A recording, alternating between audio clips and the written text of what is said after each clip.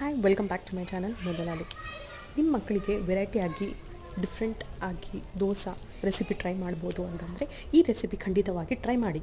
ಹರಿವೆ ಸೊಪ್ಪು ಅಂತಂದರೆ ಅಮರಾಂಥಸ್ ಲೀವ್ ಅಂದರೆ ನಿಮಗೆ ವೆರೈಟೀಸ್ ಆಫ್ ಕಲರ್ಸ್ ಅವೈಲೇಬಲ್ ಇದೆ. ಇದರೊಳಗೆ ರೆಡ್ ಇರ್ಬೋದು, ಇಲ್ಲಾಂದರೆ ಗ್ರೀನ್ ಇರ್ಬೋದು. ರೆಡ್ ಬಂದು ಮಕ್ಕಳಿಗೆ ಬಹಳ ಬ್ರೈನ್ ಡೆವಲಪ್ಮೆಂಟ್ ಮತ್ತು vitamin A deficiency, BK deficiency ಇದ್ದಿದ್ದವರು ಇದಕ್ಕೆ ಬಹಳ ಉಪಯೋಗ ಮಕ್ಕಳಿಗೆ.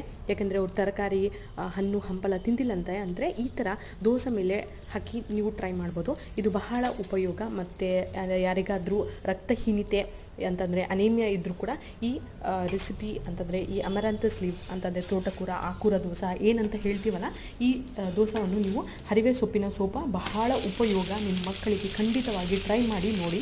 ಈ ಥರ ವೆರೈಟಿಯಾಗಿ ನೀವು ಪ್ರೆಸೆಂಟ್ ಮಾಡಿದರೆ ನಿಮ್ಮ ಮಕ್ಕಳಿಗೆ ಅವರು ತಿನ್ನೋಕ್ಕೆ ಕೂಡ ಅವರಿಗೆ ಇಷ್ಟ ಆಗ್ತದೆ. ಮತ್ತು ಬೇರೆ ಡಿಫ್ರೆಂಟ್ ವೆರೈಟಿ ಅಂತಂದರೆ ಅವರಿಗೆ ಬೋರ್ ಕೂಡ ಆಗಲ್ಲ. ಈ ಸೊಪ್ಪನ್ನು ಟ್ರೈ ಮಾಡಿ ನನ್ನ ಕಮೆಂಟ್ ಬಾಕ್ಸಿನಲ್ಲಿ ಕಮೆಂಟ್ ಮಾಡಿ.